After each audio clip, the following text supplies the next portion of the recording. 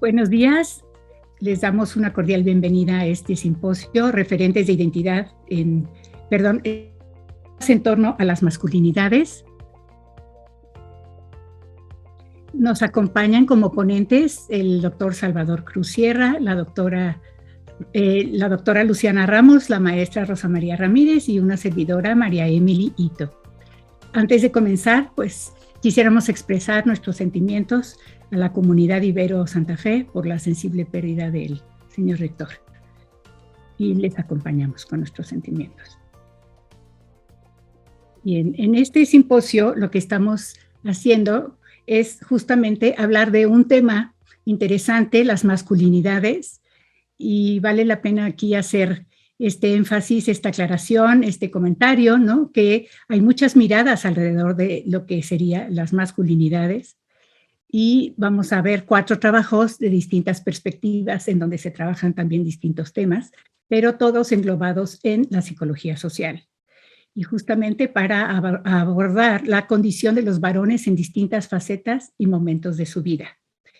El primer trabajo me toca presentarlo a mí, una servidora, María Emily Ito. Yo soy profesora de la Facultad de Psicología de la UNAM.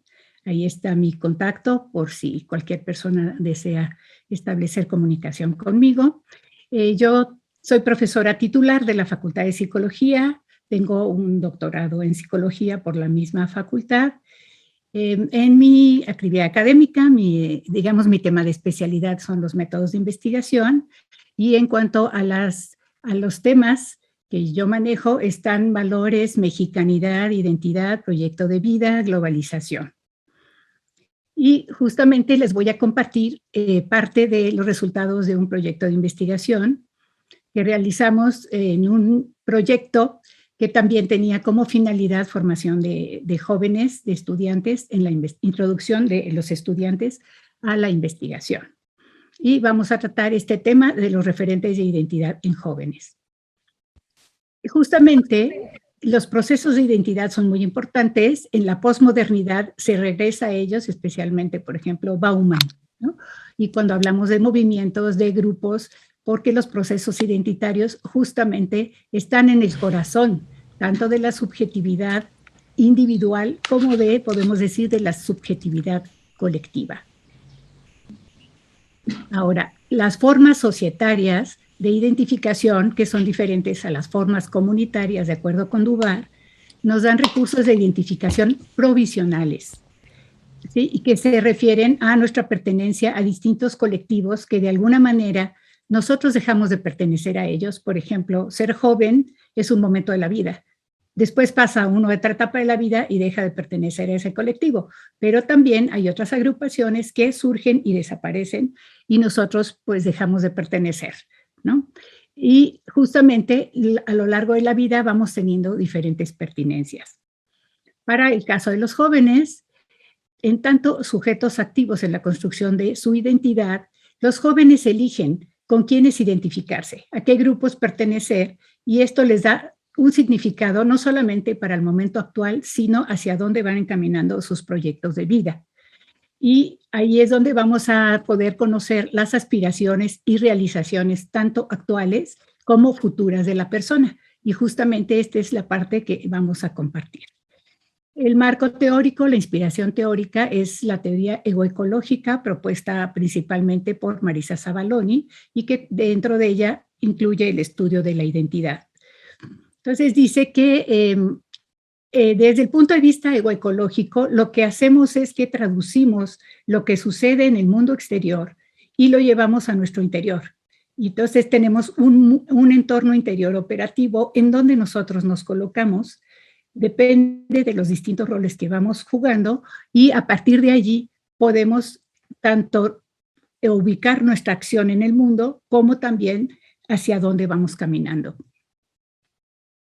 Los referentes que tomamos como punto de partida justamente serían qué tanto los jóvenes actuales se alinean en esto que se llama la masculinidad tradicional, ¿no? En el asunto del patriarcado, o en las nuevas masculinidades, y finalmente hasta dónde abrazan el estilo de vida ofertado en la sociedad de consumo.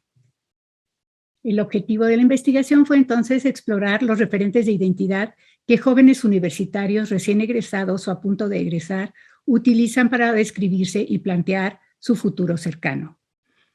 Participaron 24 jóvenes varones recién egresados o a punto de terminar la carrera de las 3 IPES, instituciones de educación superior públicas consolidadas en la zona metropolitana de la Ciudad de México y que accedieron a participar de manera voluntaria, y se aplicó una versión modificada de este instrumento de la técnica multietápica de la identidad social, que es el instrumento que se utiliza en la ecoecología. Bueno, como resultados que vimos, en cuanto a los atributos personales que utilizan los jóvenes entrevistados para describirse, ¿sí? Estaban algunos adjetivos como tímido, de humor negro, despreocupado, espontáneo, libre, activo, honesto.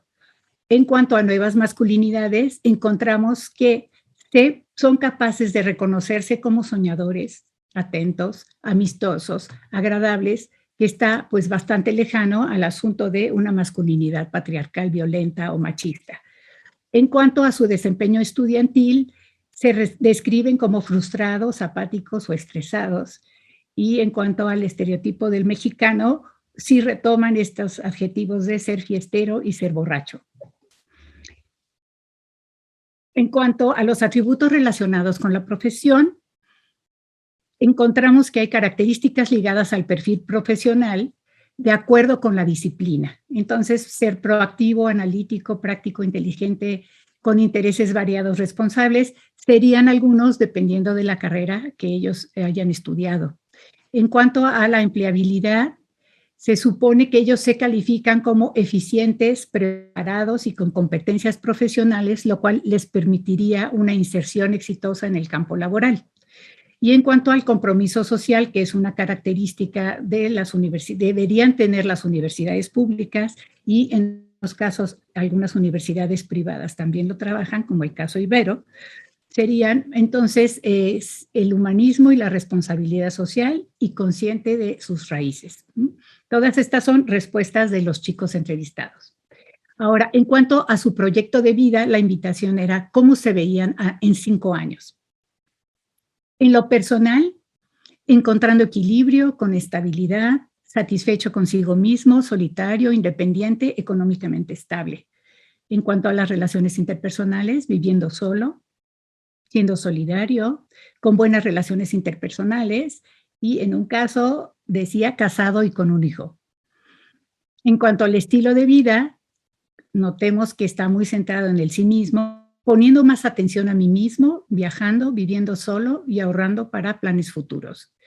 Y en cuanto a su desempeño profesional, se ajustan a este perfil del trabajador flexible y adaptable, es decir, siendo emprendedor, independiente, con iniciativa, con confianza en sí mismo, práctico, consciente de lo que hace y abierto a lo que pueda pasar. De aquí, ¿qué es lo que derivamos? Bueno, nos preguntamos lo siguiente. Los referentes de identidad individual, ¿no? En donde podemos entender este ejercicio de individualización, ya no como una opción o como un proceso natural, sino como un destino. Ahora se nos invita a pensarnos y a crearnos e inclusive a renovarnos periódicamente. En cuanto a la masculinidad tradicional vinculada al mexicano, este asunto de ser fiestero, ser borracho, ser padre, etcétera. Bueno, nos podemos preguntar entonces si serían signos de autonomía y autorrealización o más bien estaría funcionando como una categoría zombie. Es decir, la usamos por allí eh, nada más porque pues hay que llenar ese espacio, ¿sí? Y en cuanto al perfil profesional y la flexibilidad para la empleabilidad, justamente lo que nos dice Bauman, ¿verdad? Entonces empezamos a pertenecer a esto que él llama comunidades percha, solo de pasadita. Mientras ahorita tengo un contrato por 6 meses para vender seguros de vida, entonces soy un agente de seguros. En un futuro a lo mejor tendré un contrato para hacer una consultoría, entonces me vuelvo un consultor. Y entonces resulta que estos grupos de identidad son más bien de pasadita y ni siquiera trabajamos en construirnos como parte de una comunidad. En cuanto a sus procesos, ¿no? A sus proyectos de vida, pues prácticamente estaban enfocados al bienestar y al goce personal. Y en donde, ¿no? Bauman retoma, imagínense ustedes, a Tocqueville, ¿no? Y nos dice, el individuo es el enemigo del ciudadano, es decir, solo me pienso a mí mismo y no pienso en los colectivos. Entonces, el ejercicio ciudadano se opaca frente a la prioridad de la individualización. Solo en un caso, que ya les había adelantado, se observó el apego al rol tradicional, estar casado y con un hijo. Y entonces nos podemos preguntar, ¿sería un ejercicio, una elección personal, ¿sí? De autonomía y autorrealización o simplemente seguir los mandatos sociales? Y pocos participantes pusieron en tela de juicio las metas individualistas. La interpretación, ¿cuál es? Pues Elena Béjar nos dice, ahora preferimos conectarnos en redes y no tanto vincularnos con la sociedad. Por último, pues concluimos, ¿verdad? Podemos pensar que entonces estos jóvenes desean un estado social y económico cómodo, aunque el contexto para lograrlo sea incierto.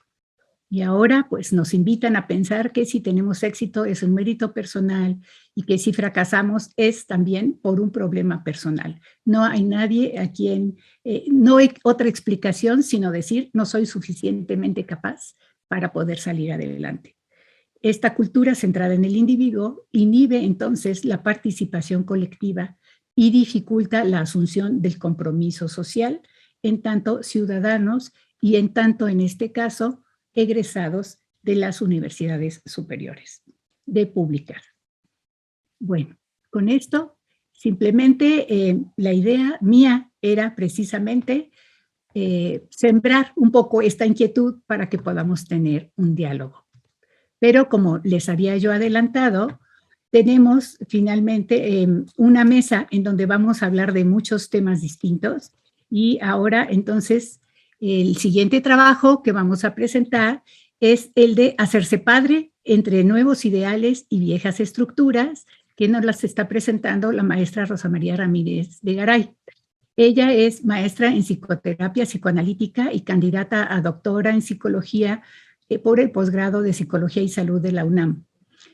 Ha colaborado en la elaboración de materiales para prevenir y erradicar la discriminación y la violencia de género con organizaciones como la ONU, COPRED, la Secretaría de Relaciones Exteriores y la Secretaría de Educación de Ciudad de México. En 2017 participó como consultora en la investigación sobre violencia sexual y embarazo en adolescentes en el estado de Querétaro y en la elaboración de la estrategia para la prevención de embarazos en adolescentes. Desde 2018 hasta la fecha ha participado como consultora en la Secretaría de Inclusión y Bienestar Social de Ciudad de México, en la elaboración de contenidos para programas contra la violencia y supervisa a las y los psicólogos de la Unidad de Atención a la Diversidad Sexual que dan atención psicoterapéutica a personas de la diversidad sexual que han sido víctimas de violencia. Desde el 2014 y hasta la fecha ha sido docente en la UNAM también a nivel licenciatura y también desde el 2017 profesora y supervisora de la maestría con residencia en psicoterapia para adolescentes. Adicionalmente, desde hace 10 años se dedica a la clínica y consulta privada. Sin más, le cedo la palabra a la maestra Rosa María. Muchas gracias. Hola, buenos días, muchas gracias Emily y bueno, muchas gracias a todos los que están viendo esta mesa. Les voy a compartir mi presentación. Listo. Muy bien, bueno, lo que les quiero presentar hoy, compartir hoy, es una parte de mi trabajo doctoral, mi investigación de doctorado, que versó alrededor de las paternidades. Este trabajo en particular lo titulé Hacerse padre entre nuevos ideales y viejas estructuras. Algunos antecedentes muy, muy breves. Como sabemos y como seguramente todos de alguna manera hemos escuchado, en la mayoría de los países latinoamericanos nos hemos enfrentado durante las últimas décadas a múltiples cambios en las relaciones de género. Esto ha implicado, dentro de otras cosas, la incorporación de las mujeres en ámbitos de la vida pública, en los que antes se encontraban excluidas, ¿no? Como el ámbito político, de toma de decisiones, el ámbito laboral, remunerado. Sin embargo, estos cambios que hemos observado no han llevado automáticamente a una situación de mayor equidad entre hombres y mujeres, sino que ha puesto de manifiesto nuevas desigualdades y brechas que siguen colocando a las mujeres en desventaja con respecto a los varones. Muchas de estas desigualdades y brechas, por supuesto, las observamos en el ámbito público, pero también muchas otras, y es en las que nos vamos a enfocar ahorita, en el ámbito que solemos llamar de lo privado, donde nos encontramos fundamentalmente con las labores domésticas y de cuidado. Es por ello que este trabajo busca analizar y problematizar una esfera particular que guarda relación con las dinámicas de desigualdad que ya mencionaba. Esto es la parentalidad y en específico la paternidad, ¿no? Es decir, cómo se juegan estas brechas y estas desigualdades cuando las parejas ingresan, digamos, en la parentalidad.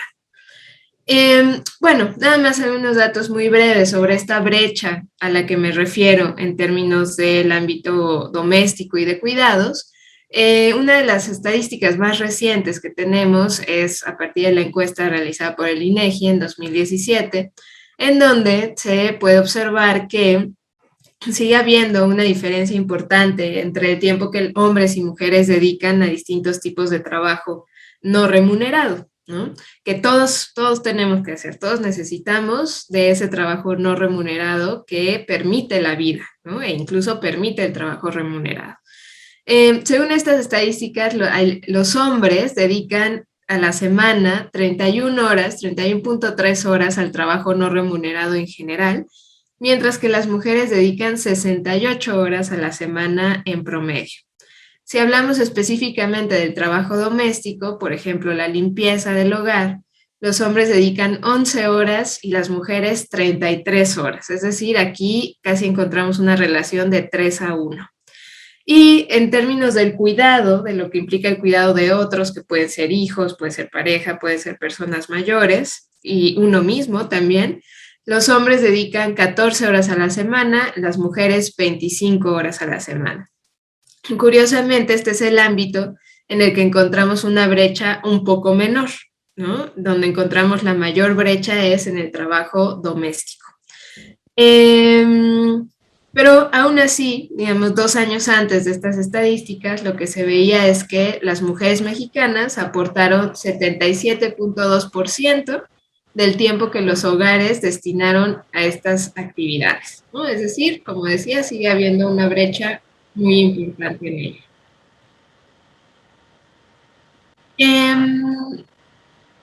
Hay transformaciones, sí, tenemos que reconocerlo también, en torno a la repartición del cuidado en los hogares mexicanos.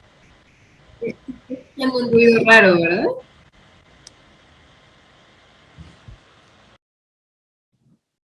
Parece que ya. Bueno, continúo.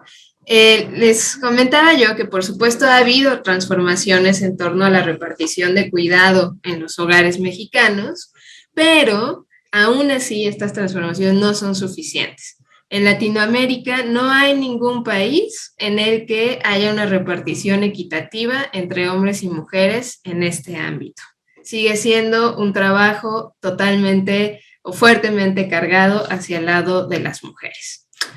Bueno, estábamos hablando en esta mesa de las masculinidades y, bueno, yo específicamente lo quiero llevar al tema de las paternidades. A lo mejor se ha leído o han escuchado en distintos foros o textos acerca del término nuevas paternidades, ¿no? Que se utiliza para denominar nuevos discursos que se han detectado entre los varones sobre la paternidad que apuntan hacia el establecimiento de relaciones más íntimas, afectivas e involucradas en las tareas de cuidado de hijos e hijas. Algunos les llaman the new father en inglés, otros las nuevas paternidades en español. Se trata, dice Montesinos, de distintas formas de ejercer racionalmente la autoridad, ¿no? Caracterizadas por una mayor proximidad afectiva y respetuosa hacia el resto de los miembros de la familia. Sin embargo, bueno, hay distintas perspectivas críticas en torno a esto de las nuevas masculinidades y nuevas paternidades, Y una que me parece interesante mencionar acá es la que plantea Rojas en 2008, que dice, más que una nueva paternidad, lo que podemos ver es que están coexistiendo dos ideales muy contrastantes. Un ideal que es el del padre tradicional, que ella describe como poco cariñoso, duro, distanciado, con un papel autoritario, lejano física y emocionalmente, que encontramos sobre todo en padres mayores de sectores populares de la ciudad. Este es un estudio en la Ciudad de México. Y por el otro lado, el ideal del padre moderno, que encontramos sobre todo en padres jóvenes de sectores medios y populares, donde observamos un mayor acercamiento en términos físicos y afectivos y un mayor involucramiento en el cuidado y la crianza. Bueno, entonces con este contexto, el objetivo de este estudio fue explorar la vivencia de algunos varones de la Ciudad de México al ser padres por vez primera, para identificar los discursos que tienden a la equidad en torno a lo que significa ser padre, así como conocer aquellos obstáculos subjetivos, sociales y estructurales a los que se enfrentan y cuando intentan apropiarse de este ideal moderno de la paternidad. ¿Cómo se llevó a cabo el estudio? Realizamos entrevistas a profundidad con 9 varones mexicanos de la Ciudad de México, todos ellos, que estaban esperando a su primer hijo o hija y que se encontraban en una relación heterosexual. Es decir, estaban a punto de ser padres por primera vez. Todos ellos, como ya decía, radicaban en la Ciudad de México y estas entrevistas se llevaron a cabo entre 2016 y 2018 y tenían entre 22 y 38 años. Tenían todos un nivel socioeconómico medio y educativamente mínimo un nivel medio superior. Y todos estos varones fueron entrevistados a profundidad en 3 momentos alrededor del nacimiento. 3 meses antes del nacimiento, de la fecha prevista, programada, 2 semanas después del nacimiento de sus bebés y 3 meses después del nacimiento, ¿no? Entonces se hizo un seguimiento en 3 momentos distintos alrededor de el ingresar a la paternidad. Bien, entonces, ¿qué encontramos? Les quise presentar o organizar los resultados en 4 esferas, que describiré muy brevemente. Primero, las prácticas institucionales en torno a la paternidad, la esfera de los cuidados, el aprendizaje de género, cómo se colocan los varones frente al sentir y el cuidar, y la proveeduría y la protección como un núcleo que sigue permaneciendo en el fondo de lo que entendemos como paternidad. Entonces, con respecto a lo primero, las prácticas institucionales en torno a la paternidad. Encontré que todos los varones entrevistados expresaban un deseo de estar presentes durante el nacimiento de sus hijos y había una conciencia alrededor de la importancia de este momento en la generación de vínculos con el bebé y el cuidado también de su pareja. Pero ¿a qué nos encontramos? A que en esos años en los que se llevaron a cabo las entrevistas, los hospitales públicos, que eran los que tenían acceso varios de los varones entrevistados, no permitían que los varones presenciaran el nacimiento de sus hijos. Y del otro lado, negaban el derecho de la pareja a ser acompañada por quien ella decidiera en este proceso tan complejo. Apenas, recién, en 2019, hay una reforma a la ley en la Ciudad de México con la cual ya se permite que la mujer elija quién quiere que la acompañe durante el parto, ¿no? Que también ha tenido que ver con un intento por prevenir la violencia obstétrica. Entonces, esto nos hace preguntarnos, por supuesto, cómo se concibe la paternidad jurídicamente y en las prácticas institucionales en salud pública y cómo, por supuesto, esto influye en la manera en la que se vive la experiencia de la paternidad en los varones, ¿no? Quienes sí pudieron estar presentes en el nacimiento de sus hijos describían que este momento tiene una gran importancia en el establecimiento de vínculos y se vuelve un momento fundamental y clave en la construcción posterior de su paternidad. Esto en consonancia, además, con un estudio de Sadler en 2007 en Chile, en el cual justamente sigue a varones que acaban de ser padres y los acompaña durante el proceso de parto y hace un estudio muy, muy interesante sobre todo lo que se mueve alrededor de ese momento.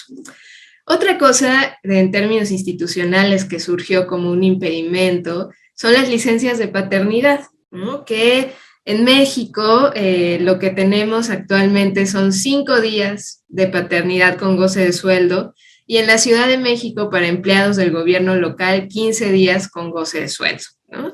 Esto era vivido por los entrevistados como algo completamente insuficiente. Algunos decían un abuso, una burla, se me hace gandalla, no da tiempo, ¿no? 5 días para aprender a vincularse con un bebé recién nacido y cuidarlo, bueno, por supuesto, no da tiempo, ¿no? Y hay estudios que han mostrado que el tiempo para este cuidado, para dedicarse a este cuidado, ayuda a establecer una relación distinta con el cuidado por parte de los varones y a disminuir tanto la depresión materna como la brecha de género. Otra situación que no surgió en este momento de las entrevistas, pero que ahí está, fue el acceso a seguridad social, que, bueno, también hasta hace poco los hombres no tenían posibilidad de meter a sus hijos a guarderías, por ejemplo, ¿no? Solamente de seguro social y demás, solamente la madre. Eso también ha sido modificado recientemente. Bueno, vimos también en torno a la esfera de los cuidados que cuando los varones querían ingresar a esta esfera y tener una participación más activa, se encontraban con una barrera muy importante proveniente de las propias mujeres, que no permitían a veces esa incorporación. ¿Por qué? Tenemos que preguntarnos por qué, no solamente señalarlo. Y aquí algunas claves que nos dan algunas autoras, ¿no? Lagarde nos dice: la condición de cuidadoras gratifica a las mujeres afectiva y simbólicamente en un mundo gobernado por el dinero y la valoración económica. Fuller nos dice: la maternidad constituye todavía la vía más efectiva para que las mujeres tengan acceso al estatus de adultas y al prestigio social. Este es el ámbito en el que ellas ejercen un mayor poder y pueden negociar sus intereses. Entonces, parece que se construye o que continuamos en el ámbito simbólico haciendo una equivalencia entre las mujeres como las expertas en los cuidados y las que pueden dominar ese ámbito, y los varones como incapaces, ¿no? Para incorporarse en ello. Lo que tenemos que observar es que mientras los cuidados y lo doméstico siga siendo la vía más efectiva para que las mujeres puedan hacerse de un lugar frente a los otros, compartir estos espacios seguirá siendo un punto de conflicto, ¿no? Entonces, desde lo relacional, habrá varones que ni quieran involucrarse, habrá otros que sí, pero se encontrarán también con una resistencia de parte de las mujeres para no perder ese espacio de poder, que es uno de los pocos que podemos encontrar para las mujeres. Ahora, la tercera esfera que quería analizar, el aprendizaje de género, cómo colocarse frente al sentir y el cuidar. Fue muy interesante que una de las principales dificultades frente a estas nuevas formas de paternidad en los varones era subjetiva, era de carácter interno y tenía que ver con los aprendizajes interiorizados sobre lo que significa ser varón. El cuidado y todo el proceso de nacimiento de un hijo requiere de los varones un trabajo psíquico importante para poder vincularse afectivamente en el cuerpo a cuerpo, y esto pone en tensión y cuestionamiento la masculinidad tradicional, ¿no? En varones educados para, como dice este entrevistado que les puse aquí abajo el fragmento, para no sentir, para tener que aguantarse, para rifarse, para no sentirse vulnerables o débiles, ¿no? Entonces, esto convierte la paternidad en un momento crucial, crítico, en el cuestionamiento de la paternidad y, por lo tanto, en una oportunidad. El varón se puede enfrentar a sí mismo en estos momentos como un sujeto que siente y que puede percibirse débil, ambos aspectos contrarios a su construcción como varón, ¿no? Si fuera un momento más acompañado socialmente, me parece que podría permitir cambios o transformaciones importantes en torno a las masculinidades. Y ya para cerrar, el último elemento, la proveeduría y la protección como el núcleo duro de la masculinidad y la paternidad. Aun cuando los varones expresan su deseo por ser padres más afectivos y partícipes de la crianza, la proveeduría y la protección siguen siendo un ámbito fundamental de su masculinidad. Ser validado por otros o no como un buen proveedor es un tema fundamental. Y aquí un hombre de los entrevistados me decía: nadie te reconoce como hombre por ser un padre que cuida, sino por ser un buen proveedor. ¿No? Que me parece que esa frase expresa bastante bien lo que estoy queriendo compartirles acá.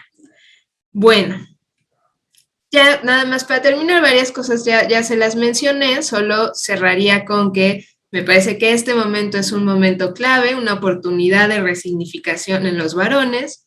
Me parece que si bien tenemos este ideal de las nuevas paternidades, tenemos que explorar qué tanto realmente se traduce en prácticas cotidianas. Tenemos que ver también, finalmente, que el problema con las nuevas masculinidades es que se pueden quedar en buenas intenciones y en una perspectiva muy individualizada, invisibilizando el peso de lo estructural, ¿no? Tanto en lo institucional como en lo subjetivo y en las relaciones. Bueno, eso sería todo por mi parte. Muchas gracias.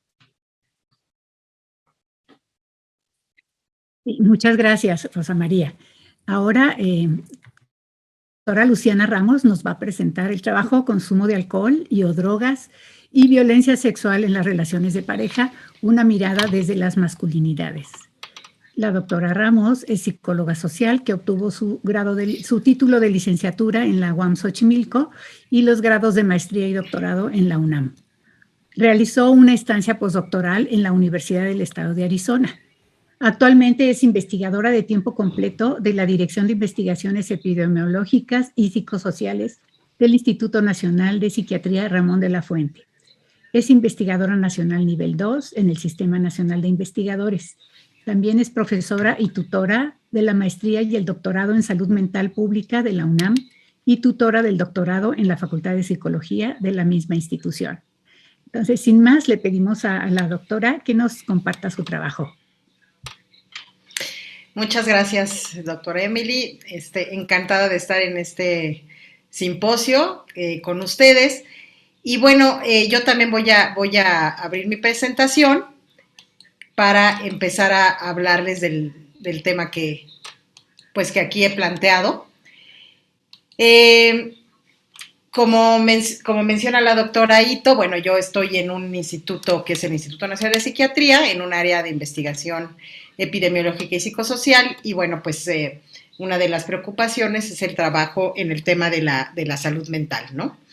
Entonces, este tema me parece que es relevante porque se habla bastante, ¿no?, de lo que puede ocurrir en términos del consumo de alcohol, sobre todo, más que de drogas y su vinculación con la violencia, particularmente contra las mujeres, ¿no? Entonces, de aquí el interés en abordar este tema. Y en particular, les diría que yo voy a considerar sobre todo las relaciones de pareja íntimas en adolescentes, más que en adultos, porque el campo varía, ¿sí? Entonces, quiero darles algunas definiciones para pues, acotar el tema que estoy abordando. Por un lado, ¿a qué me refiero con violencia sexual? Pues con comportamientos y acciones de contenido o naturaleza sexual que no son consentidos libremente o que son llevados a cabo por la fuerza física o también se llevan a cabo a través de estrategias coercitivas, verbales o psicológicas. Entonces, esta definición incluye la coerción sexual, el contacto sexual no consensuado y también prácticamente la violación, que incluye, pues, en este caso, la penetración forzada. También, al referirme a las relaciones, era difícil nombrarlas porque, en realidad, estoy queriendo hacer referencia a las relaciones de noviazgo o los encuentros románticos o erótico-afectivos, las citas, las salidas, independientemente de la duración o grado de compromiso, ¿sí? Entonces, hablar de la violencia sexual en estos contextos, porque actualmente sabemos que los y las adolescentes y jóvenes no necesariamente hablan de noviazgo, ¿no? Y tienen diferentes formas de vincularse afectivamente. ¿Y por qué es importante investigar este fenómeno? Pues porque tiene efectos, el experimentar esta violencia en estos contextos, se ha documentado que afecta la salud mental. De hecho, se ha reportado que hay más probabilidades de experimentar depresión y comportamiento suicida cuando se compara víctimas de esta violencia con no víctimas, e incluso hay estudios longitudinales que han identificado otros efectos como atracones, abuso de sustancias como efecto de la violencia sexual y comportamiento antisocial. Ahora, es muy interesante que precisamente quise acotar a la adolescencia porque existe evidencia de que las diferencias por sexo y género en el ejercicio de la violencia sexual parecen ser menos pronunciadas en las relaciones de adolescentes en comparación con las de los adultos. Los estudios que han medido comportamientos tanto de víctimas como perpetradores entre adolescentes encuentran que ambos pueden llegar a perpetrar y recibir diversas formas de violencia. Sin embargo, la violencia perpetrada por los varones, incluso aunque sean adolescentes y no adultos, pues sabemos que también tiene mayor probabilidad de causar lesiones y miedo, por lo que puede servir como un medio coercitivo de control, ¿no? De ahí que, digamos, haya más probabilidad de que existan ejercicios de violencia, digamos, más fuertes o más intensos por parte de los varones hacia las mujeres por este contexto, digamos, de género. Ahora, algo que es interesante y por eso pues me llamó la atención es que se reporta que aproximadamente la mitad de los casos de agresión sexual en estos contextos ocurren en situaciones en donde están intoxicados por alcohol, ya sea la víctima, el agresor o ambos, aunque por supuesto hay muchos sesgos metodológicos, de por sí hay pocos estudios, pero en algunos no se distingue. Por ejemplo, el consumo de alcohol del de drogas ilegales, o estas son consideradas globalmente, o las mediciones pues son bastante diferentes. Entonces, yo nada más les quiero compartir una revisión sistemática que realizamos, ya tiene tiempo, se llevó a cabo hasta 2017, y en esta revisión sistemática pues se incluyeron estudios transversales o longitudinales que hubieran sido realizados en poblaciones adolescentes o de jóvenes y cuya variable independiente fuera el consumo de alcohol y o drogas y la dependiente fuera la violencia sexual. Pues se hace toda una selección con esta metodología de la revisión sistemática, de modo que a partir de las potencialmente relevantes referencias que se buscaron en bases de datos de 1,456, con todas las exclusiones que se van haciendo según la metodología, nos quedaron solamente 5 estudios comparables y para un metaanálisis 2, y de hecho pues no hablaré de este metaanálisis, en realidad después de tantos artículos quedaron muy pocos incluidos. Sin embargo, bueno, en esta revisión con 5 artículos que cumplieron los criterios de inclusión, pues les quiero señalar que todos estos fueron realizados en población estudiantil, 4 eran estadounidenses, 1 era español, 3 eran estudios transversales y 2 longitudinales, 3 se realizaron con hombres y mujeres y 2 con hombres, y en 1 no se especificaba el sexo de quienes participaron, o sea, es una cosa ahí medio extraña. Entonces, estos son los artículos que se incluyeron. Aquí están las referencias de aquellos estudios que se incluyen en esta revisión. Y este es una muestra, un ejemplo del tipo de vaciado que hicimos, ¿no? Acerca de los estudios, el autor, el diseño, en dónde se llevó a cabo y en qué ámbito, quiénes participan, porcentaje de hombres o mujeres, media de edad, el tema del consumo de alcohol y de drogas y cómo se preguntó. Por ejemplo, ACARD pregunta beber al menos una vez al mes versus nunca, 1 o 2 veces de vez en cuando. Y en algunos estudios se habla solamente de victimización, en algunos solo de perpetración, en este caso vean aparece victimización, y en algunos casos pues se abordaban los dos, ¿no? Y pues se hace también un vaciado de los resultados, ¿no? Lo que fue interesante en esta revisión es que los hombres reportaron perpetrar violencia sexual en mayor proporción que las mujeres. Y que el consumo de alcohol era un factor de riesgo para perpetrar violencia sexual, pero solamente en el caso de los hombres, y aumentaba por el número de tragos. Quienes consumieron más alcohol más de 5 tragos por ocasión tuvieron el doble de riesgo de ejercer esta violencia sexual en este contexto de citas o de pareja.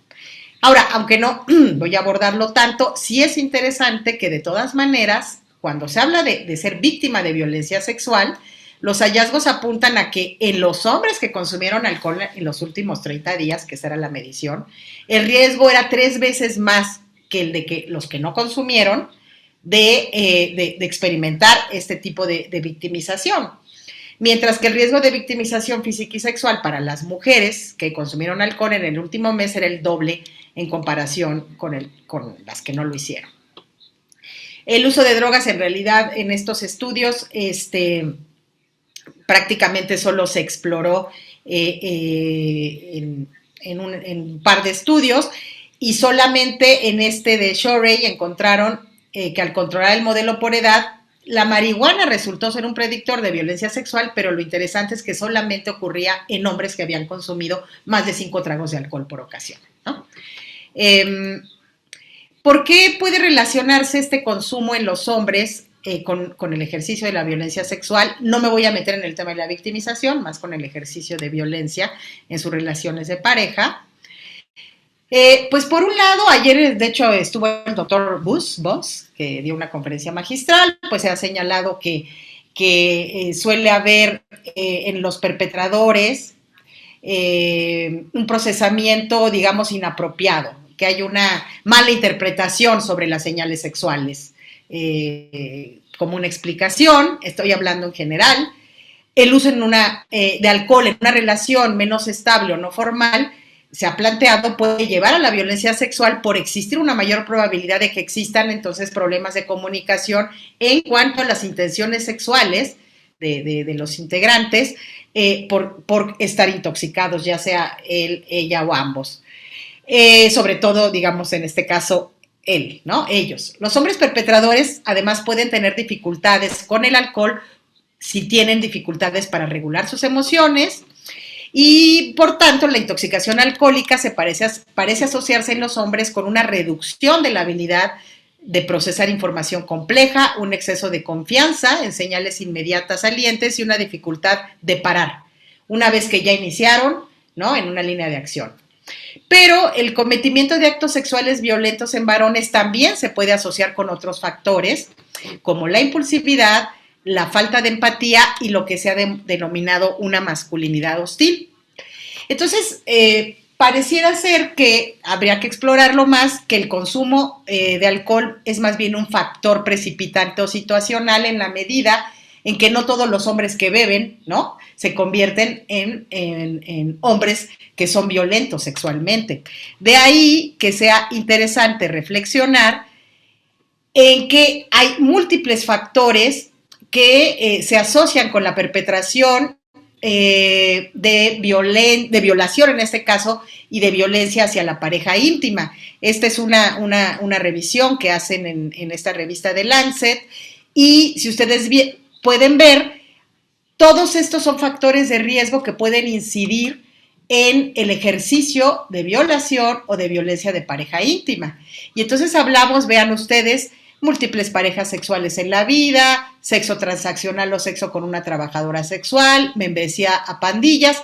Sí se habla del problema del consumo de alcohol, pero también de drogas ilícitas, que también depende la droga, esto también es demasiado general. Pero entre los que también destacan, vean ustedes, están las actitudes inequitativas de género, la baja empatía, y también hay algo que poco se aborda, experiencias propias de violación de los varones, abuso sexual, físico y emocional en la infancia, y puede haber también algún tipo de factores más de corte, digamos, social, como bajo logro educativo o inseguridad alimentaria, ¿no? Y hay otros factores que parecían estar más asociados con el ejercicio de violación, por ejemplo, rasgos psicopáticos o experiencias de abuso o violencia homofóbica, y otros con violencia, con el ejercicio de violencia de la pareja íntima, como ser un hombre controlador de los comportamientos, ¿no?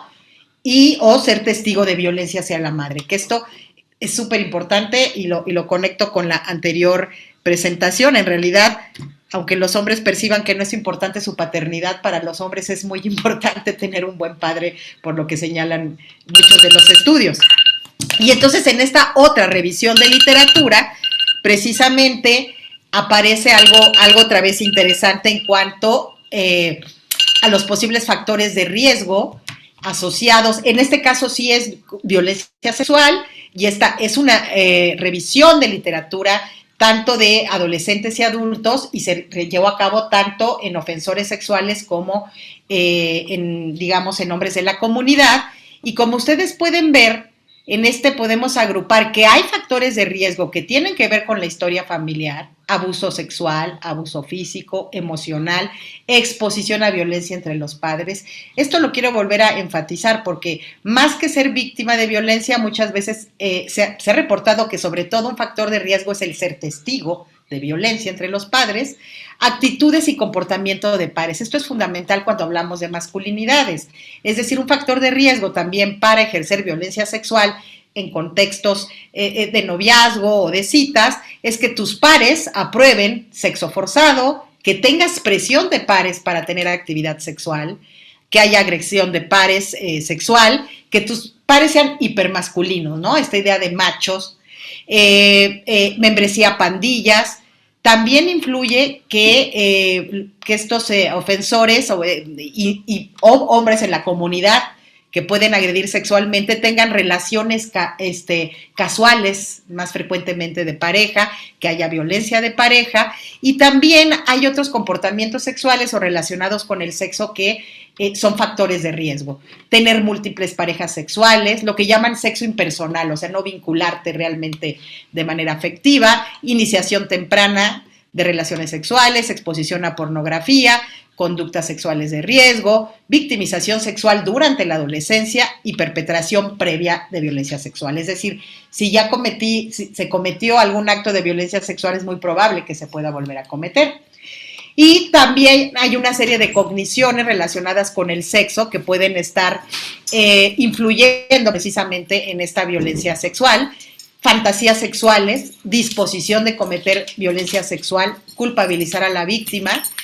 También algo que es fundamental que la literatura encuentra muy frecuentemente: las dificultades para empatizar, y cogniciones basadas en el género, que se acepten los mitos de violación, es decir, que las mujeres son las culpables de ser violadas, por ejemplo, y se desresponsabilice a los perpetradores, que haya hostilidad hacia las mujeres, adherencia a roles tradicionales de género e hipermasculinidad.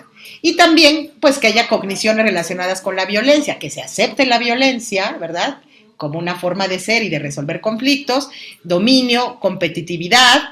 Puede haber también, son factores de riesgo en esta revisión, problemas de comportamiento, intentos suicidas, que es interesante, y claro que aparece el uso de alcohol. Pero bueno, como vemos, es un rango amplio. Entonces, ¿cuáles serían las sugerencias? Es necesario explorar los resultados de intervenciones sensibles culturalmente y que trabajen también sobre componentes que modifiquen normas y creencias en torno al género y la violencia y rasgos y comportamientos asociados con esta denominada hipermasculinidad. Las intervenciones tienen que considerar diversos elementos que, junto con el consumo de sustancias, permitan detectar poblaciones en mayor riesgo de perpetración, para que no solo hagamos prevención primaria, sino también secundaria. Se requiere un enfoque de reducción de consumo, no abstinencia. Sabemos que con los adolescentes y jóvenes, por favor, eso de que digan no consuman, no nos van a hacer caso. Hay que tener enfoques de reducción del daño, pero también incrementar la percepción de riesgo, ¿no?, de consumo en cuanto a las posibles consecuencias en hombres y mujeres, y adoptar un enfoque de evaluación del riesgo a partir de la evidencia y desde un marco ecológico que consideren decisiones adecuadas, incluyendo, por supuesto, también a los propios jóvenes y adolescentes. Y por mi parte es todo, y muchas gracias. Muchas gracias. Creo que ya empezamos a tener puntos muy interesantes para poder debatir, comentar, ¿no? Y el último trabajo que tenemos programado en esta mesa lo presenta el doctor Salvador Cruz Sierra. Él es psicólogo social con doctorado en Ciencias Sociales por la UAM Xochimilco y es profesor investigador del Colegio de la Frontera Norte en la sede de Ciudad Juárez. Ha trabajado especialmente los temas de diversidad sexual, masculinidad y jóvenes y violencia. El trabajo que nos va a compartir en esta ocasión se llama Repensando la masculinidad en jóvenes en conflicto con la ley. Muchas gracias. Adelante, doctor. Muchas gracias, Emily. Buenos días a todas y a todos. Me da gusto compartir con mis colegas este espacio, un poco, pues que podamos dialogar sobre los hallazgos tan importantes ustedes que han identificado en sus trabajos. Entonces creo que es un espacio de enriquecimiento muy importante. Bueno, yo voy a hablar sobre el caso específico de jóvenes en conflicto con la ley. Y quisiera primero señalar, bueno, ¿por qué jóvenes en conflicto con la ley? En realidad, la ley habla sobre adolescentes infractores, ¿no? Entonces, se habla de adolescentes en conflicto con la ley. Y las leyes que se han establecido a nivel nacional, internacional, protocolos de protección a derechos de niñas, niños y adolescentes, han regulado muy bien en qué situaciones los jóvenes pueden ser sujetos a la privación de la libertad.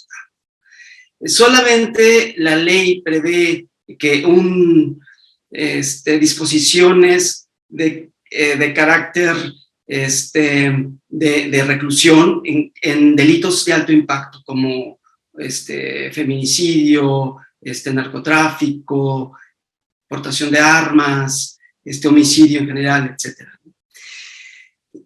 Violación, también, la violencia sexual. Un número importante de jóvenes en Ciudad Juárez han pasado por este sistema penal justamente por el delito de violación. Entonces, bueno, ¿por qué no utilizo el concepto de adolescente? Porque creo que el concepto de juventud problematiza más la situación, la diversidad y complejidad en que muchos varones están inmersos en contextos de alta violencia, problemáticos, empobrecidos, etc. Entonces, hablar de juventud nos posibilita hablar de una condición que no está sujeta a un criterio etario, ¿no? Sino hablando de lo que Valenzuela habla sobre la biocultura, pues diferentes factores históricos, culturales, sociales, que hacen el vivir o experimentar o significar la vida de diferente manera y no con criterios de edad. En ese sentido, bueno, pues los jóvenes que hablo en conflicto con la ley van de 12 a 17 años. Y también es cierto que muchos de estos jóvenes que han sido privados de su libertad han iniciado quizá ya en el límite, ¿no? 17 años, 11 meses, y su proceso de internamiento, pues que puede ser máximo de 5 años, bueno, pues les lleva ya que estén aún compartiendo con otros jóvenes de edades más tempranas un mismo espacio, ¿no? Un espacio penitenciario. En este sentido, bueno, pues pensar en estos jóvenes en términos de la categoría que García e Ito hablan sobre la categoría de hombre joven. Y me parece que es muy acertada en términos de ver las diferentes cruces de categorías de distinción social o interseccionalidad o condiciones en que se están inmersos diversas poblaciones, ¿no? En este caso, por ejemplo, los jóvenes, pues que son factores individuales, su misma trayectoria, historia de vida, las condiciones familiares, comunitarias, el contexto social más amplio, van pues a determinar y definir, dar sentido a la cuestión de esa categoría de hombre joven. No voy a hablar de todos los jóvenes en general, sino voy a hablar de unos jóvenes en específico que tienen una visibilidad social muy importante y que son los cholos, ¿no? Se es cholo no solamente por la vestimenta, ¿no? En la antigua usanza de los pantalones tumbados, las camisas holgadas, etcétera, porque también están los cholos renovados, ¿no? Cholos jóvenes que les gusta la música electrónica, que usan ropa de marca como American Eagle, Aeropostal, toda una serie de marcas que ya están como muy, muy identificadas, tenis, particularmente ciertas marcas de tenis, etcétera, etcétera, sino también porque lo cholo se relaciona con un estilo de vida, la vida loca. Es el disfrute, es el espacio para experimentar en la sexualidad, en el consumo de drogas, en la transgresión de normas sociales, etcétera. Entonces, se es cholo porque se gusta de la vida loca, se gusta de la vida loca porque es joven, porque se es joven, porque es el tiempo propicio para transgredir, para experimentar, para vivir, o establecer formas de vida ajenas a la tradición familiar, etcétera. Una forma también de independencia. Se es joven porque se tiene el ímpetu, se tiene el vigor, se tiene la posibilidad de estar y participar en la calle, en el barrio, estar en la esquina, compartir, socializar con los pares, con los amigos. Se es joven porque se participa del barrio, y se participa del barrio porque se es parte de él.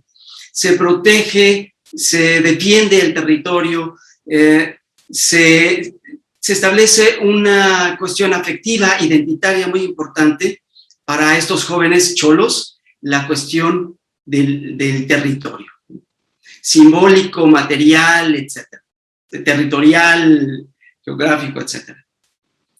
Pero también, además de ver la cuestión del ser varón, de la clase social, de la edad, otra característica muy importante es que se es cholo porque se es heterosexual. Hasta ahorita no me ha tocado ver cholos que reivindiquen una identidad sexual diferente a la heterosexualidad, ¿no? Son excluidos, son rechazados, porque defender el barrio implica ser bueno para las peleas, retirarse de toda esta visión de lo femenino, ser valiente, etcétera. Toda una serie de características y de atributos que tienen que ver con una masculinidad pues muy tradicional, ¿no? Entonces, pensar esta categoría de hombre joven, esta concatenación de este cruce, concatenación de categorías, pues es lo que va a definir y a materializarse en este cuerpo de este hombre joven, ¿no? De este cholo. Y justamente la intención era, bueno, pues ver cómo se construye o cuál es el sentido que tienen del ser hombres estos jóvenes, que no son cualquier jóvenes, no son jóvenes que necesariamente estén, los cholos no necesariamente, eso lo quiero aclarar, no están vinculados a la criminalidad, solamente algunos de ellos. Sí han participado en las pandillas en sus territorios, pero eso no les vincula ni con la criminalidad ni con la violencia exacerbada, ¿no? De manera directa, etcétera. Entonces,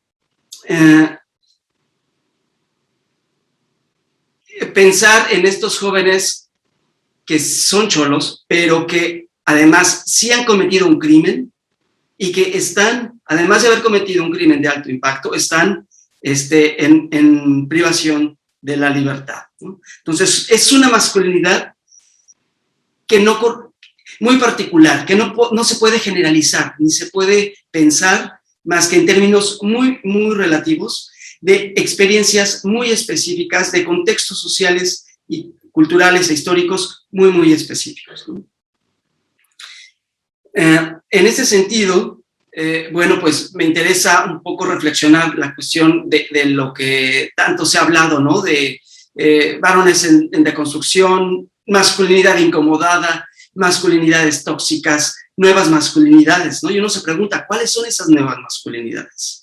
Se habla de hombres sensibles, de hombres igualitarios, de hombres democráticos.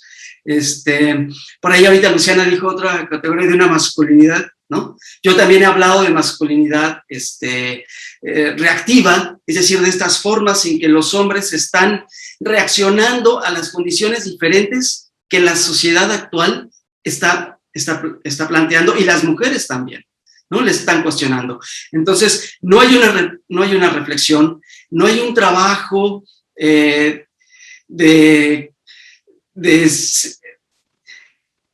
revisión de la propia historia, de la propia biografía, de la forma de cómo se construye el hombre, sino simple y sencillamente se actúa en correspondencia. En este sentido, sí quisiera hacer hincapié en que me interesa ver los aspectos culturales en esta construcción de sentido del ser varón. Entiendo que la problemática de estos jóvenes es percibida, digamos, por todo el equipo interdisciplinario que atiende todo el sistema penal a estos jóvenes, que incluye jueces, que incluye trabajadores sociales, psicólogos, médicos, psiquiatras, etcétera. Ven a estos jóvenes como cuerpos convulsionados, cuerpos, hombres que son cuerpo pulsión, son violentos, son destructivos, pero atribuyen falta de autoridad paterna, falta de vigilancia, falta de límites, que pues más bien considero corresponde a formas ya mucho más estereotipadas de percibir a la característica de la juventud, y no necesariamente ver aspectos mucho más específicos de las condiciones que tienen estos jóvenes varones, ¿no? En ese sentido, muchas de las problemáticas pueden estar vinculadas a cuestiones neurológicas, ¿no? Es el libro que tiene poco que publicado Luciana Ramos, en coordinación con otra académica, sobre salud mental desde las neurociencias, dejan bien claro la cuestión de que la pobreza genera estrés crónico. Pero estos jóvenes a los que hago referencia, no solamente es la condición de pobreza en que han vivido, sino también la violencia que han padecido, física, psicológica, sexual, ha dejado quizá marcas simbólicas y también daños en la salud mental muy importantes. Pero no es solamente esto, sino que se agrega también por la violencia del crimen organizado, que muchos de estos jóvenes han perdido a padres, madres, hermanos, amigos en las ejecuciones que se han desatado en los últimos 15 años en Ciudad Juárez. Entonces, han sido víctimas de esta violencia, pero también han sido testigos en muchas ocasiones de estas violencias. Entonces, ¿cuál es el daño neurológico, el daño en funciones cognitivas, emocionales de estos jóvenes? Verdaderamente yo creo que no existen todavía los mecanismos para establecer estos diagnósticos diferenciales, sin quitarle peso a estos factores, ¿no?, neurológicos, psiquiátricos. Quisiera aún así enfocarme a las cuestiones más culturales, ¿no?, más en esta construcción de sentido y significado de lo que significa, significado de lo que es ser hombre. En este sentido, bueno, pues voy a un centro un penal para adolescentes en conflicto con la ley, y voy para hacer algunas observaciones. La intención es trabajar en talleres, en charlas con los jóvenes sobre las cuestiones de la masculinidad, ¿no? Esto también, pues, a petición de los jueces. Entonces, mi acercamiento a la institución carcelaria tiene que ver con la presencia de una persona que va a realizar un taller para jóvenes. En ese sentido, la información que yo obtuve de estos jóvenes a través de una conversación, ¿no? De entrevistas dialógicas, es decir, de poder establecer una empatía, un rapport y establecer una conversación fluida, sin digamos, ningún tipo de coerción, porque la misma institución ya, obviamente, estos jóvenes están pues en una situación bastante lamentable.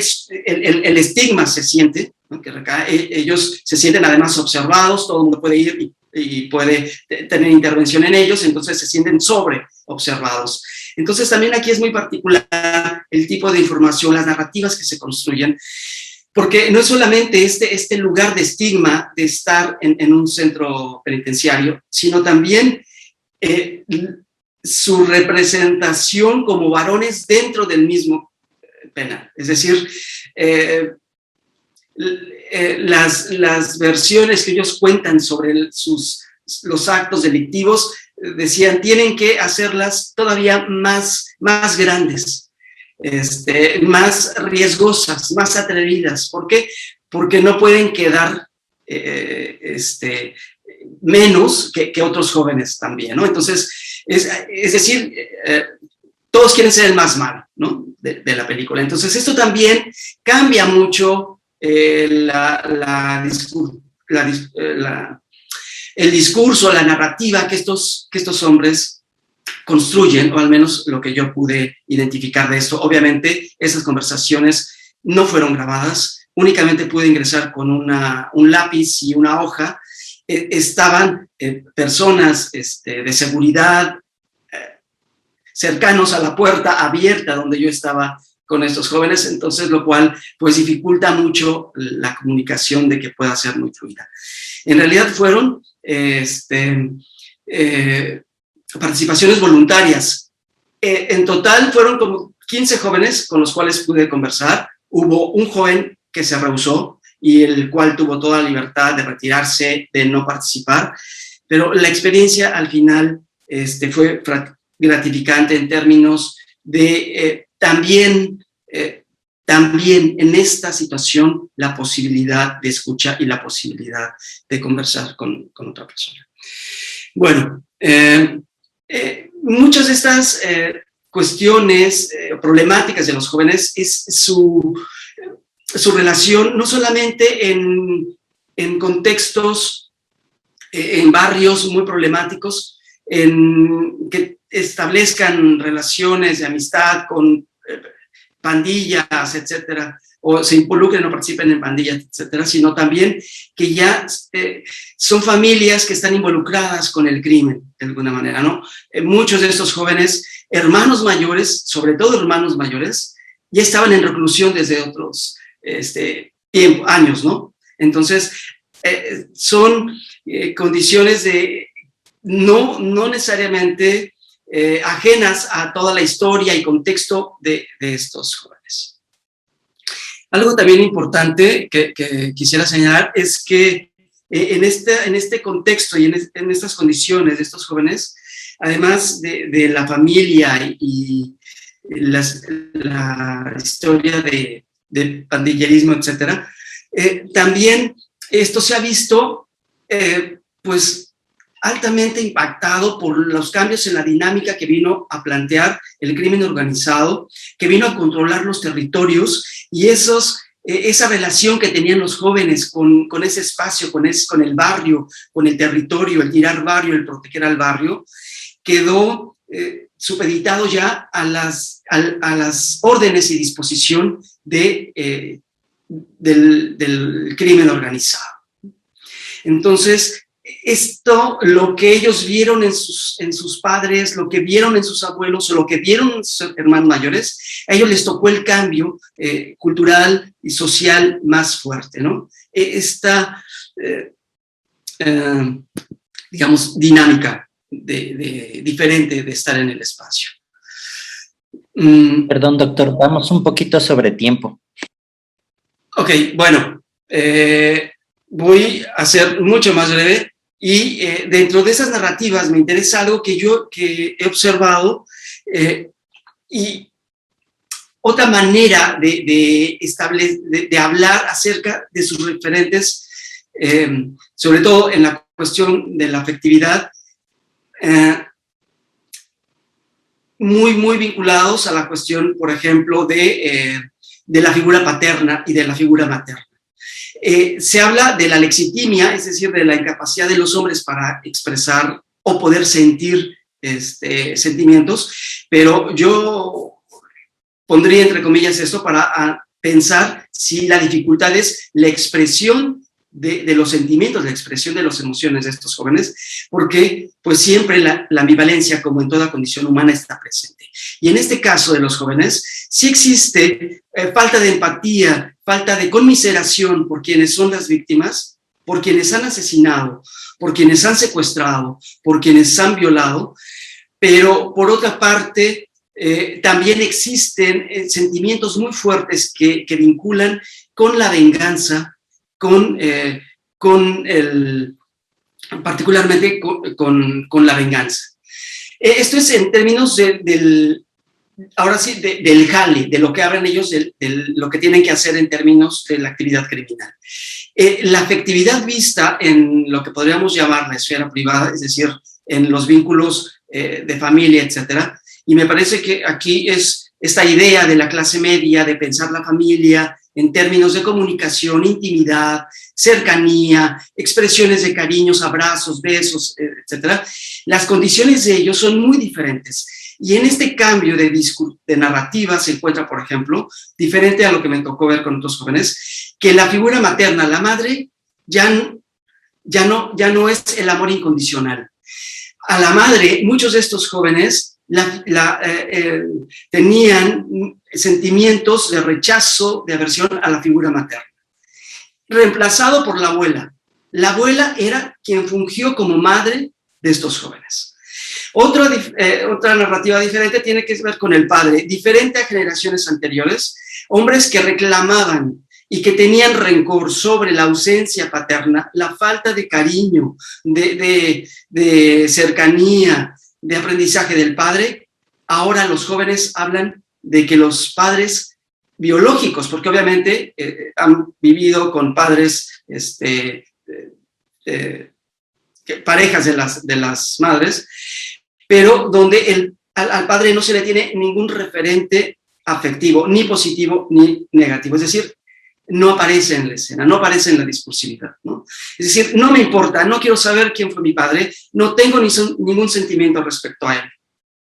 Entonces, me parece que estas formas de vínculo están también marcando masculinidades muy específicas. Ahora, dentro de estos roles de la masculinidad, sigue muy presente en la narrativa la cuestión de proteger, de proveer y de la independencia emocional y económica que como varones deben de seguir. A cuestas de su propia vida. Ponen el cuerpo y la vida a disposición del crimen con el afán de llegar, de lograr, al menos en esas condiciones de precariedad absoluta, llegar a cumplir lo que se considera ser un hombre. Perdón por pasarme del tiempo, muchas gracias. Muchas gracias. Efectivamente, ya estamos prácticamente sobre los tiempos, pero me parece que haber abierto el espacio para expresar y plantear tantas cosas que me parece que enriquecen y modifican esta idea muy plana de ser hombre, ¿no? Y de masculinidad, pues abre un debate muy interesante y también plantea estos alcances de la psicología social como disciplina, ¿no? Cómo nos ayuda a pensar y a abordar las problemáticas, sin necesariamente realizar esto que llamo yo la ontologización de los problemas.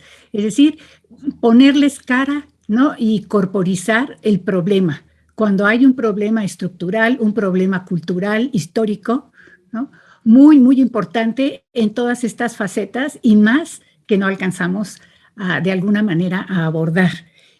No sé si más bien, si nos permiten quienes nos están acompañando, si alguien quisiera agregar alguna cosilla más, reiteramos, ahí tienen a disposición nuestros correos, nuestros contactos, tal vez para poder establecer una conversación un poquito menos apresurada, porque prácticamente quedan 5 minutos, y tal vez no sería muy, muy adecuado para recibir las preguntas de todo el mundo. No sé si estuvieran de acuerdo con ello y si alguien de las personas que presentaron en la mesa de mis colegas quisiera agregar algo más o una impresión global de la mesa.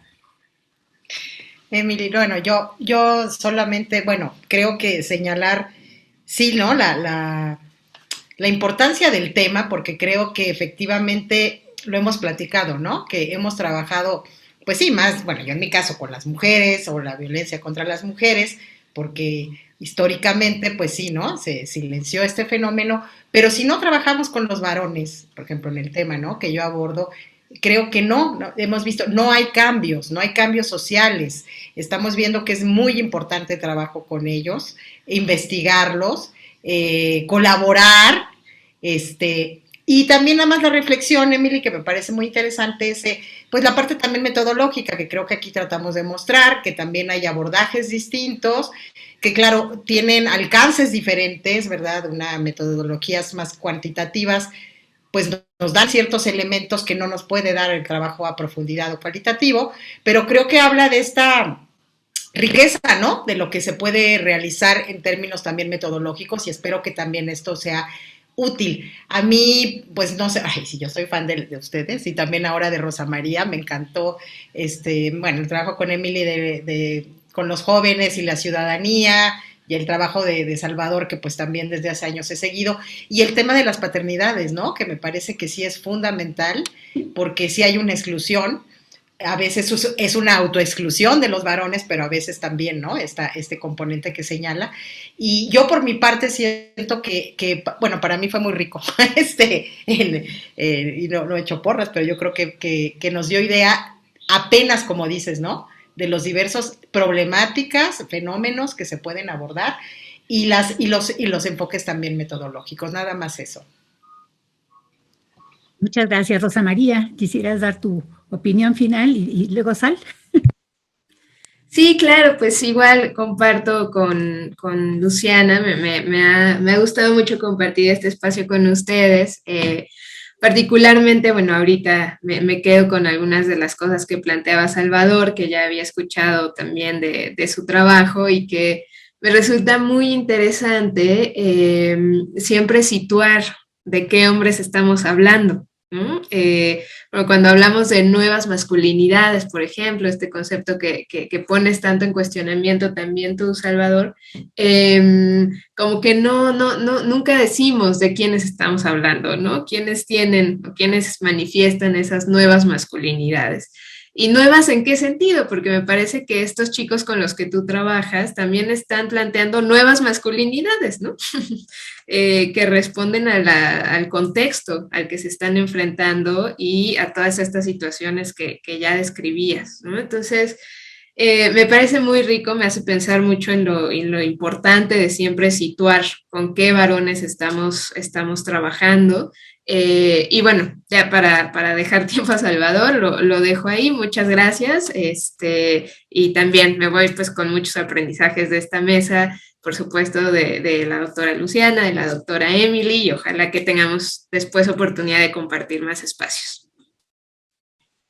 Bueno, pues también muchas gracias, me han gustado todas las presentaciones, creo que nos dan pie para este diálogo y pensar justamente de quiénes estamos hablando, porque efectivamente uno piensa en estos jóvenes marginados como los más violentos, ¿no? Los más machistas. Y me parece que estas nuevas masculinidades o los machismos light, como menciona Sayak Valencia, ¿no? Estos jóvenes de clase media, etcétera, pues se han encubierto en el lenguaje políticamente correcto, ¿no? O sea, hay una imagen de sensibilidad, ¿no? Estos hombres sensibles, estos hombres más democráticos, pero hay un machismo arraigado tan fuerte que estos jóvenes de barrio, ellos me parece que con el cuerpo están poniendo en cuestionamiento el amor romántico. Ellos ya no esperan, no creen porque no van a tener acceso a esas mujeres, ¿no? De las que proyectan los medios, el amor romántico, no. Sus condiciones de vida son otras y están justamente construyendo unos vínculos muy diferentes. no son los más violentos, no son los más peligrosos. Toda la gente que participa en el crimen es mucho más amplia. Pero claro, los jóvenes de otros sectores no llegan a enfrentarse con la justicia. Estos jóvenes, lamentablemente, hay una carencia afectiva, hay una manera son vidas muy, muy, muy dramáticas, ¿no? Entonces, sí quisiera señalar eso de que estas nuevas masculinidades me parece que encubren más, son neomachismos o formas muy encubiertas, reediciones de la cultura de género, que en realidad avances importantes en materia de igualdad o de equidad. Eso es. Muchas gracias, Emily, y a todas. Un gusto. Bueno, les agradecemos mucho que nos hayan acompañado y pues estamos a sus órdenes por ahí en nuestras conexiones. Y el tiempo se ha terminado. Muchas gracias.